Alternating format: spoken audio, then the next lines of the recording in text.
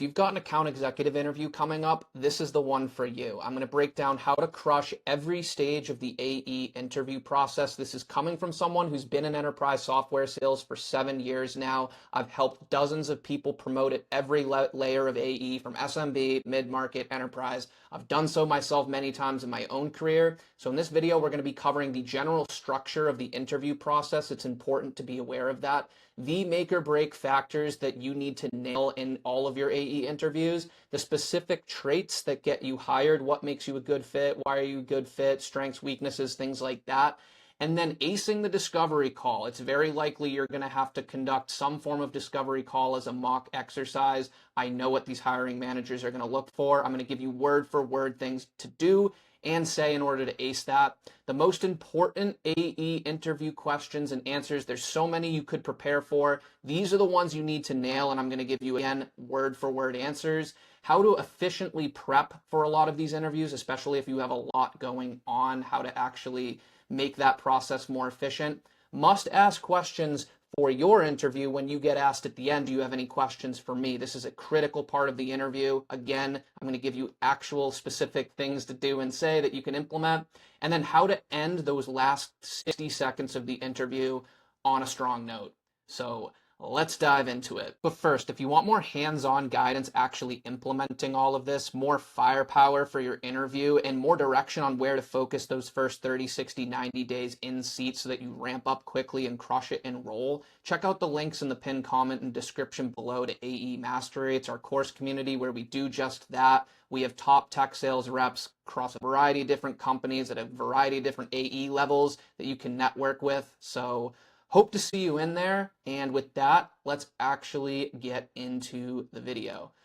All right, so first I think it's important to just understand what the general account executive interview process looks like, because there's a lot of different companies that do a lot of different things, but a lot of these interview processes are structured very similarly. So the first call is generally going to be a recruiter screening interview. It's going to be set for 30 minutes. It's probably not going to take more than 15 to 20. You probably don't want it to either. And this is going to look extremely similar to your SDR interview whenever you had that. So it's going to be, tell me about your background and your sales experience up to this point. Why are you interested in this specific company? So it's going to be those why sales, why this company type questions. Again, you want to absolutely be ready for these and nail these. You don't want to worry about anything the rest of this video until you nail this down. Here's where it gets a little bit different, specific to account executives. They're probably going to ask a high level question about what your sales methodology looks like. Are you familiar with things like MEDDIC, SPIN, BANT? There's no right answer. They just want to see that you have some sort of sales methodology and process, because that's going to be what the hiring manager interview asks you about if they move you on to the next round. Then they're going to ask you basic things about your quota attainment, what that looked like, and they're probably going to ask about compensation expectations. Don't get thrown off by this. I always just tell people, use whatever they listed in the job description. Just if they don't get trapped or defensive, just say that what's posted in the job description is good with me. And you'll have a time later on in the interview if you get an offer to negotiate, but here I don't think is the time. So that should all look pretty familiar. Then you're going to get to your first interview, which is likely going to be with the hiring manager. This is probably going to be 30 to 45 minutes. And a lot of this is just looking to validate the positive feedback from the recruiter. So the recruiter's generally going to leave some notes. Oh yeah, this person had a great attitude, carried themselves well. They knew exactly why they wanted to move to an AE role and why at this company. And the manager is going to be like, all right, let's see. Like those first questions in the first hiring manager interview are going to be very, very similar. But here's where it's going to level up a little bit. They're really going to want to dig into your sales processes. So it's nice. They're going to look at your attainment. Oh, it was 150%, 250%, 300%. To them, once you meet a certain bar, they're like, okay, this person did well and passed their quota, but do they know why? Because a lot of times the difference between 150% and 200% means absolutely nothing to a hiring manager, especially because the person who got 200%, it could have been just because they had a good AE or got a bunch of inbound leads, and the person with 150 is like, no, here's exactly what I did. Here's how I broke down my territory. They want to hear that you can articulate why you're successful. And we're going to go a lot more detail into that in the rest of this video. There's going to be a lot of behavioral questions regarding your SDR, previous sales experience. Again, it's going to be around your sales processes. Who did you work with? How did you leverage your extended team? Things like that. And they're going to be looking for very specific character traits, which I'm going to cover exactly what these are later in this video. Then there could be one, maybe two of these types of interviews. Maybe you interview with a different hiring manager. Then there's likely going to be some sort of mock discovery call, role play. This is where they want to weed out the fraudsters. So there's a lot of people who crush it in the screening interview. They crush it in these interviews and they say all the right things and they can articulate their process. But then they're put in a very basic mock discovery call. They're given some information. Here's who you're meeting with. Here's the company. Here's what they're struggling with. And they just fall flat on their face. So we're going to cover exactly how to nail this portion of the interview. They want to see your ability to command the room like an account executive, what types of questions you ask, your ability to identify pain, second and third level pain. We're going to touch on that, and how you handle basic objections and close the call. And then a lot of times, if you make it past that, there's some sort of final panel or leadership interview. If it's a final panel, that usually means you're not the sole choice yet. Maybe there's a few they're considering that did pretty similarly well up to this point, and they're trying to make a tiebreaker.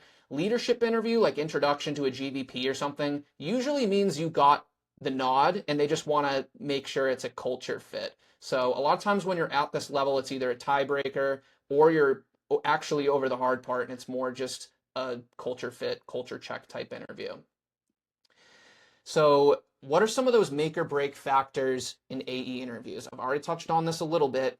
This is number one most important, being able to clearly articulate your sales process and methodology. Why were you successful? Was it random, or this is what's going to give them confidence, especially if it's to an external company, that you may have done well as an SDR at the company you're at, but are you going to do well here? That's the risk in their head. So if you're able to identify and articulate what your process is, you're really going to reduce risk in their eyes.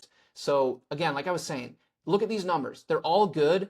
It means nothing to these managers. It's better than if it said 72% or something. That's going to draw red flags. But once you're over that 100% mark and doing so consistently, you're basically, you met requirement one. You passed the bar. Now you need to deliver proof that your results are not a fluke and will actually translate into the AE role. Number two is you need to command the room like an account executive. So this isn't exactly anything to do with the specific answers you give, but one of the most important things of being an account executive is, can you command a room? Can you lead prospects who have problems and challenges, recommend next steps, things like that. So you want to bring the energy. You don't have to overdo it, but be high energy and knock their opening question out of the park. This is always the freest layup in any interview process when it comes to sales. This is all true all the way up to the enterprise level role, AE role. They're going to ask, why this role? Why this company? Why this career path? If you nail that, those first 2 to 3 minutes, you really set the tone for the rest of the interview. Next, try and answer questions using the STAR framework. A lot of companies will explicitly state to use the STAR framework, but if you're not familiar with it, it stands for situation, task, action, result. When you give good answers, they kind of naturally come out this way. So don't overthink, oh, I got a situation, task, action, result, like especially if they don't explicitly ask you to. But an example would be like, how would you approach a territory if I was to put you in this territory on day one? How have you done so in the past or something? Like, yeah, situation, you don't have to say situation, but yeah, in the past, when I was a new SDR, I got a brand new territory. This is the situation. I got a brand new territory. There were no existing install base, and I was tasked with breaking into a lot of our top key accounts. So the first thing I did was segment our key accounts by the industry they were in, identify the top personas within those accounts, and create targeted messaging based on their persona, the industry they worked in, and how our value proposition aligned with that. And the result was, out of the 10 accounts they assigned to me, I was able to break in and set quality meetings with VP levels and above in 8 of those accounts. That's just an example of where I went. Here's the situation. Here's what I was tasked with. Here's what I did to achieve that task. And here was the result. And then close the interview confidently and follow up like a pro. This is very basic. I give you an example at the end, but as a little sneak peek, all you have to do is say, yeah, and I guess my last question is, based on the discussion today, do you think I would be a good fit for the AE role at XYZ company? And if so, what are the next steps here? But I'll touch on that later. And then the mock discovery and role play is definitely a key deal breaker. Again, your ability to command the room in this role play. They're often assessing your coachability and your ability to implement their recommendations. So a lot of times the first thing they're going to ask at the end of the role play is, how do you think you did? They want to hear about your thought process and, again, your sales process and methodology, why you structured the call the way you did. But they want to get they're going to give you feedback. Sometimes they'll ask you to run it back. Otherwise, they want, in that conversation, they're kind of assessing, when I'm this person's manager and I listen to one of their calls on Gong or live even, and we debrief after, this is probably what it's going to be like working with them. So you want to thank them for their feedback, like acknowledge it and tell them how you're going to apply it going forward. And then it's generally how you structure the meeting, how you uncover business pain and impact, and confidently summarize and secure next steps. Again, I'm going to go into word for word examples of how to do this. So before that, traits that get you hired. So you're probably going to get questions asked like, why are you a good fit? Why do you think you're going to succeed here? What has made you successful up to this point? Things like that. And these are traits you want to highlight in your answers too, even if you don't explicitly state them. But the qualities you can't go wrong with, I think any manager is going to be looking for these, are that one, your base, you're a hard worker. No matter what's going on, you're showing up early, you're working late, you take this job seriously, you take your career seriously, and you're going to be the hardest worker in the room. That you're coachable, that you're a team player. This is big in the AE role. It's big as an SDR, but especially as an AE, because you're really leveraging your extended team. You're working with solutions engineers, often multiple of them. There's a lot of people involved to get these deals across the finish line, and you're kind of the quarterback in a lot of the scenarios. Your adaptability. Things are always changing in most sales departments, in most roles. You get a new territory, new products, they change the KPI structure, things like that. And your ability to compartmentalize. This is really important in the AE role, especially when you have a ton of deal cycles that you're now in charge of. You're not just responsible for setting the meeting anymore and then passing it off to your AE. Like, these oftentimes can take many months depending on the company you work for and what you sell.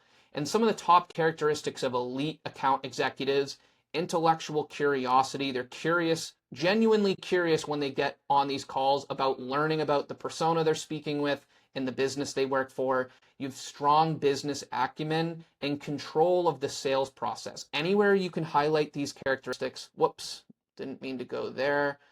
Anywhere you can hire these characteristics, you're doing yourself a big favor. And when it comes to control of the sales process, demonstrate your self-awareness and your understanding of their sales process, especially if you're an SDR who hasn't been an account executive yet.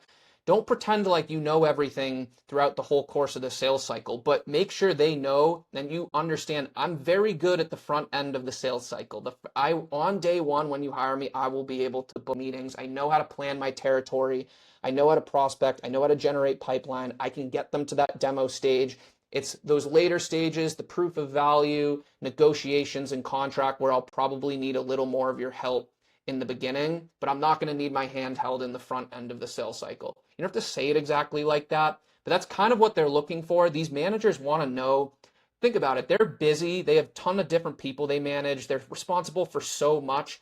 They don't want to hire someone who they have to hold their hand with stuff that SDRs are supposed to already have command of, like prospecting and territory planning. They want to help. They want you to bring the deals to them, and then they'll help you and teach you how to get them across the finish line. That's their job in their eyes, is to get the deal across the finish line in a lot of cases.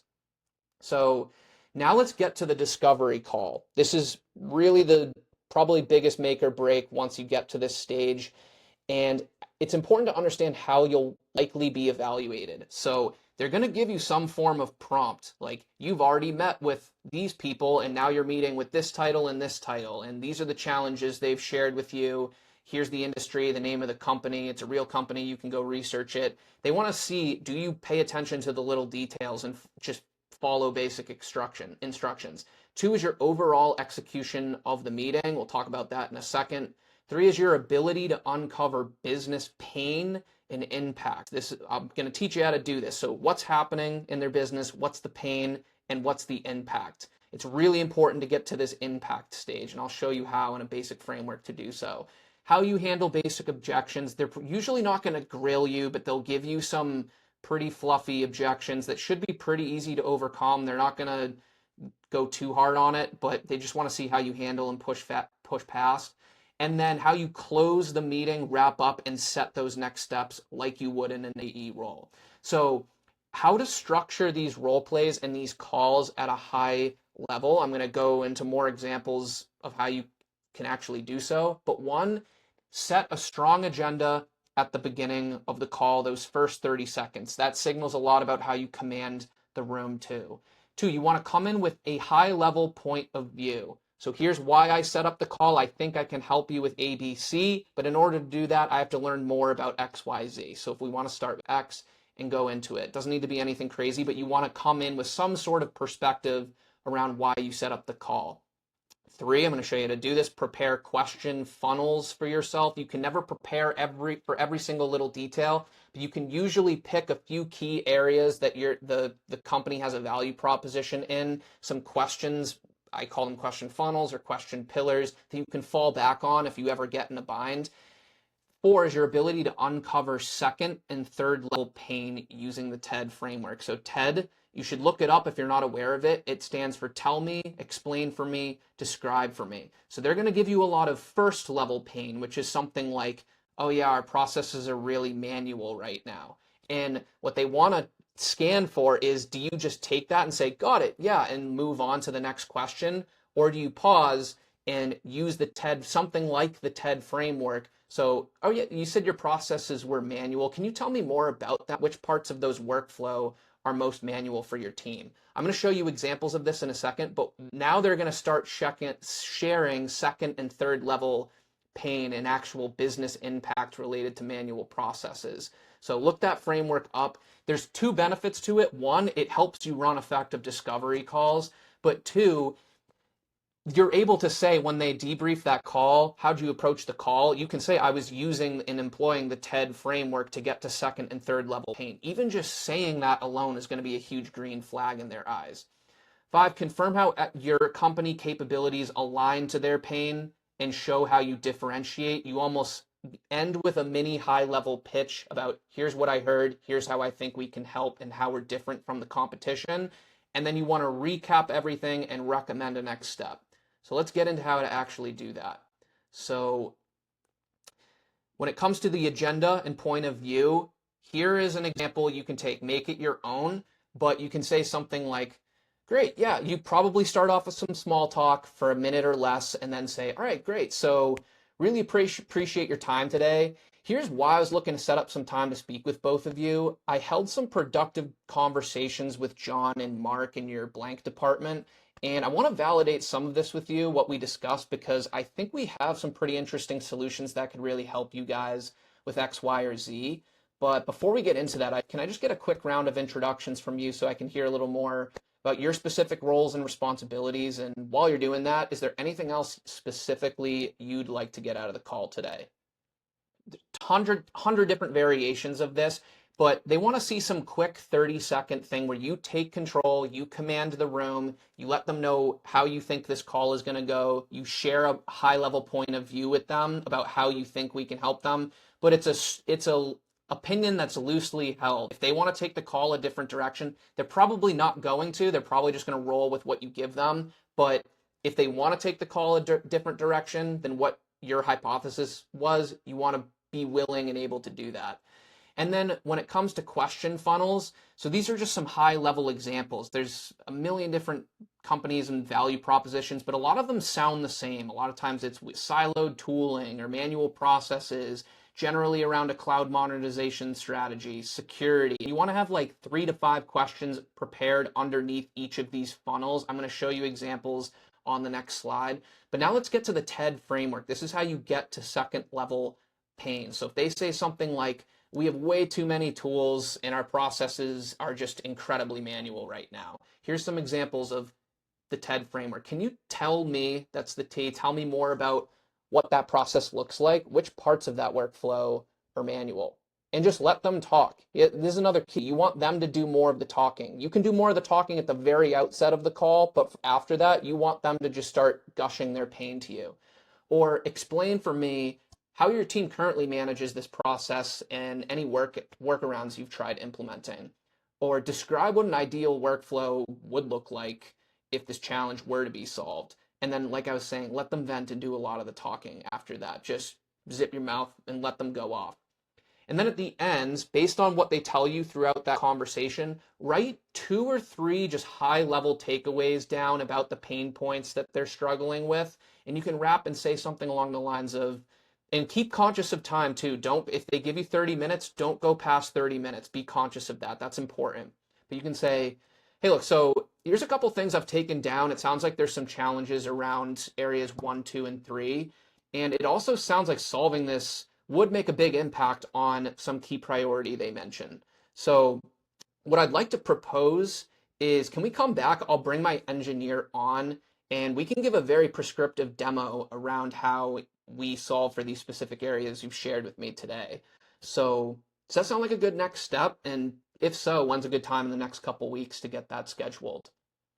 Something like that. The framework is basically reiterate some of the challenges you heard, relate them to a key priority or goal if you can, and then recommend that next step to them. That's really going to impress the hiring managers. None of this has to be perfect. They just want to see, oh, this person does have a process. They do understand generally how to run these calls, and this is someone I can coach and work with from here.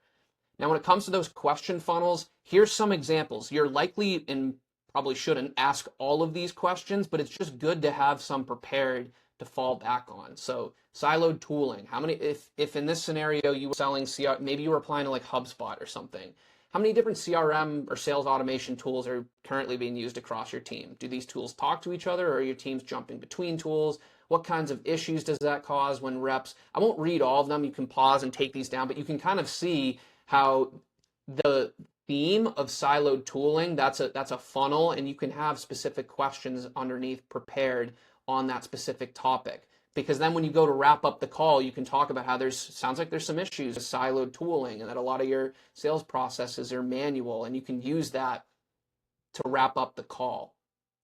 So now let's get into some of the most important questions and answers. And when I said word for word, I meant it. So there's a lot of questions, but if you nail these, it's very similar to your SDR interview.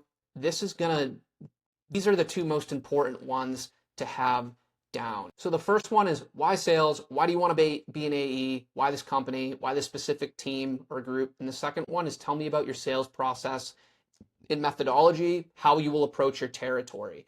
This one is just, it's your opportunity to knock it out of the park the first 5 minutes of the interview, set a good, strong first impression, and really take control of the interview. Because in their head, they're like, if they can't answer this basic question, then how hard did they really prepare for an interview like this? Or how serious are they about wanting to work for this company? And then telling about your sales process and methodology, this is what reduces risk in their eyes. A manager's worst case scenario, their worst fear is that they hire someone who just has no idea what to do and totally need their hand held in the beginning. Even if they have the right attitude, they want someone who generally is going to come in with a plan that's going to be able to control that front end of the cycle, book meetings, generate pipeline, and then they're there to help on the back end of the sales cycle. So here are word for word examples that you can use. You want to take them, make them your own, read them out loud. But if you're saying these things, you're going to put yourself ahead of a lot of AE candidates. So when it comes to preparing for these interviews, so there's 3 main categories I bucket them into. You want to understand the company, obviously, you're applying for, and its product or products, platform, whatever it is. But deeper than that, you want to understand at a high level, you don't need to be an expert, but what problems does the company solve for? What pain points do their customers experience? Who are its ideal customers, their ICPs and personas, and what's their unique value proposition? If you can communicate these in an interview, even just at a high level, it's usually a green flag, and it shows you've done your research and understand what's important for you to understand if you were to start as an AE at this company. So here's some places you can find it. Obviously, their company website. press releases and news articles. My favorite is to go to their investor relations page if they have one. A lot of times they have decks that lay out the company strategy, literally everything I put on the left, who the customers they serve are, what pain points and challenges they solve for, where they're trying to go in the future. But if not, you should be able to get enough information just off the website, like the About Us page, why XYZ company, etc. The next one you want to definitely don't skip on this is the job role and expectations. A lot of it is just understanding the job description they posted, whether it was on LinkedIn or on their website. They want to make sure you actually understand the type of role. Is it a pure net new role that they mention? Is it more you're more of an account manager, managing an existing install base? Because those are different types of sales, and one's not better than the other, but they don't want, if it's an account management type role and you come in and you're like, oh, I'm going to be gung-ho, generate net new business, they're like, well, wait, your entire territory is going to be existing installs. You just want to have an understanding of what the roles and responsibilities are. It's generally going to be laid out for you. What are the key performance metrics? You can go to other people's AE profiles at that company and see what they list as, like, I hit 127% of my number. What did that mean? Did they do a certain number of POCs, on-sites? Is it tied to revenue? Things like that. Here's where you can generally find some information on that. And then the third one is the interviewer or interviewers and general team. Who's interviewing you? Before every interview, just pop on their LinkedIn. What's their background at the company? If they promoted from within, did they come externally? What's their role? Things like that. If you can find it, the AE team size and general structure of the organization, and then things about the company culture. So pop on their LinkedIn profiles. You can look at other managers and other AE profiles, or places like Glassdoor and RepView. You're never going to know all of this 100%, but you want to be able to speak to all of it and use it in your interview process. And then now at the end of the interview, you've crushed everything up to this point. Effective questions for you to ask. This is a really important part of the interview. I generally say prepare 5 questions. Don't ask 5. Again, keep to the time of the interview. If there's only 1 minute left, maybe squeak in 1 question, but don't go over time, and generally don't ask more than 3. If you start to ask more than 3, the manager, not all of them, but some of them will be like, is this what it's going to be like working with them, or are they just going to have a bunch of questions every time we meet? So here are some word for word ones you can take. One is, here's what I've been doing to prepare for the role. So don't just ask, what else should I be doing to prepare for the role? Tell them, I've been reading these books, I've been following these people, I've been studying value proposition, the personas, the pain points. Tell them what you've done. What else should I be doing to best prepare myself to ramp up in the role as quickly as possible? This is a really good question. It'll tell you if you have a good manager on your hands too, because they should be able to identify and tell you what you should be focusing on to ramp up in the role. Question 2, simply, what are you looking most for in a new hire on your team? This is a good question because they're gonna tell you what to say after, especially if this is just a first interview. If they're like, we need people, honestly, this is going to be a net new territory, not a lot of existing installs. We need people who are going to grind, who want to grind and want to pick up the phone and email. And whatever they give you, you respond back and tell them that's exactly what you're going to bring to the team. I'm there to work hard. I like to show up early, work late. I like to make the most dials. Here's how I do it. And you take whatever they give you and you use it and tell them throughout the rest of the interview process that that's what you're going to bring to their team. Question 3, what are some of the top buying triggers and use cases you look out for in generating new business? For example, in my current role, I look for prospects or companies that have experience with a certain solution or have a certain background or were just promoted to a certain role. This is a good question because it shows you understand what your role is going to be as an AE. And you, again, it's more process oriented. You know that there are top buying triggers and use cases you should be looking out for. And then you tell them how you've currently done so in your current role. Again, this reduces risk in their eyes. And it's just a good question that shows you know what you're going to need to do those first 30, 60 days. Question 4, I'd be curious to hear from you an example of a recent deal on your team and how it was structured. What did you do? What did you and your team do well? They'll start talking, they'll start gushing. It's just a good question. You can ask them follow-up questions. So when you say this, or when did you bring in this person, this solutions engineer, the partner, it's just I've found this to be a good, effective question that just gets managers talking. Then question 5, what are some of the common obstacles you face in sales cycles and how you overcome them? Again, it's just a good question, reduces risk in their eyes, shows you understand the sales process. A lot of it's about reducing risk and identifying risk proactively and doing what you can to lower it or mitigate it. And then when it comes to closing the interview, I kind of alluded this to earlier in the video, but this has always been my favorite last question. Usually you could ask 3 questions up to this point, and then I don't really even count this as a question. It's just sort of a way you close the interview. You thank them. You're like, great, yeah, this has been awesome. Really enjoyed the conversation. And I guess my last question is, based on the discussion today, do you think I'd be a good fit for the AE role at XYZ company? And if so, what are the next steps from here? And it's exactly what you're going to be doing as an AE. You got to wrap up these meetings, set the next step. It's simple, easy to implement. Don't overthink it. You basically just tell them it's been great. My last question is, based on the discussion today, do you think I'd be a good fit for the role? And if so, what are the next steps? And then lock in those next steps. And then combine with this, immediately within 30 minutes, if you can, send them a brief follow-up email. The reason I say 30 minutes is because a lot of times they have to make a decision on whether you're moving to the next round, like right after that call. So if you wait till the end of the day, the email might not have the ability to impact that decision. But send a brief follow-up, no more than 4 to 5 sentences. Simply just thank them for taking the time today, acknowledging that they're probably busy, you appreciate it. Tell them you took a lot away from the conversation, and name a couple specific things you learned in the conversation.